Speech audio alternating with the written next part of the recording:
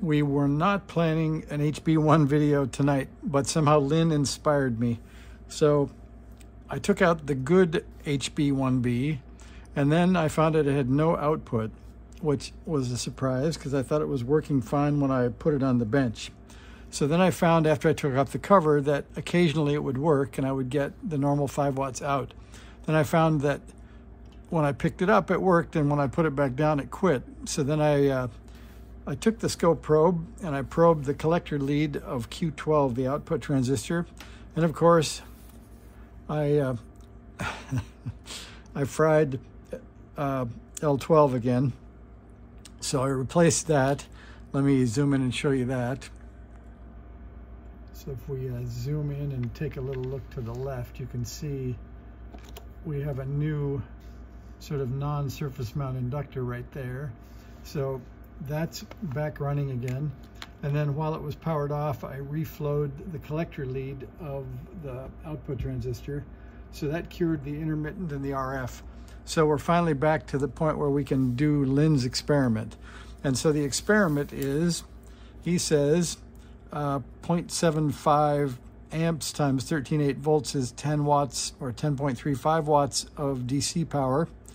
We have an output of 4.8 watts of RF, so that's about 46% efficient, and he says that sounds reasonable to me. So I got curious to see whether the good radio, which was temporarily not good, is actually good. So let's connect it up. And sorry for somebody called it the alpaca jacket. It's about 64 out here in the garage tonight. So I'm dressed for the weather. So I'm connecting up our current probe into the Klein, and we'll put that on 10 amps and get it onto DC. There we go. And then we should be able to power that up with this lead. Like that. And here's the power. And of course, that doesn't work. So let's see. Oh, you've got to plug in the power lead to the current probe. So that's my power pole distribution back there. Okay, so we're up at, I think we measured 77 milliamps before, now we're at 76, so that's a good sign. Now we'll put the probe on the output right on the coax center lead, and we should be able to, let's see, I guess we're at 10 volts per division. Let's see if that makes us a good, if we can get a good number out of that. And here we go, we'll try that. Let's see, we're on the dummy load, we're on the white lead with no stripe, so the antenna's correct. All right, we're gonna try some RF here. So we're drawing 170 milliamps, but I don't see any RF at all. So it seems that, oh, still, if I squeeze the case, well, we're just gonna squeeze the case. So I thought reflowing that lead helped, but it didn't. So let's see, I'll make it so that there's more peaks to see and we can see what kind of voltage we have. So that looks like 42 volts maybe. I'll give that 42 volts. And at 42 volts, we're drawing 970 milliamps. All right, so the good radio looks to be less efficient than the bad radio. So 970 milliamps. And we are at, I think we're just going to assume that we're still at 13.8. There's a big Astron supply down there that's always putting out 13.8. So that'll be our radio DC input. And we've got 42 volts peak to peak of RF.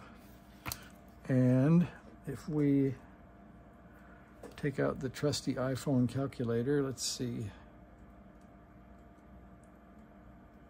we will have 42 squared divided by 400 is 4.4 watts. Equals 4.4 watts. And 13.8 times 0.97 is 13 watts in. So we're not doing very well. All right, I'm going to call that 13.4 watts. And I'll leave the efficiency measurement to you, Lynn. You can report it in the comments. So I think there might be some tune-up to do on this radio. And then we'll have to be more scientific too, but this is at 7042 kilohertz, or pardon me, megahertz. So we'll note that down, 7.042 megahertz. And I don't remember, but I think we did the bad radio on 40 meters also. So there might be some investigation to do, because that's looking a little bit less than Lynn's 46% on the other one, which was 10.35 watts and 4.8 watts of output. So we're using up about 3 watts of DC power somewhere on this one. Okay, well, I'm going to make it short tonight. So we'll throw away the bad inductor. I'll go in search of that intermittent, and I think I ordered the 2N7002 from Mauser. If you guys know, did I do the right thing? I ordered a SOT23. They list a SOT23 and a SOT23-3, so I don't know what the difference is. They showed a couple of diagrams, and they were within 0.1 millimeter of each other, so we have plenty of room for either, I guess. So that should be coming soon. We'll get the receiver back up on the bad radio, this intermittent fixed, and maybe it's QSO time in a session or two. So thanks for watching. See ya.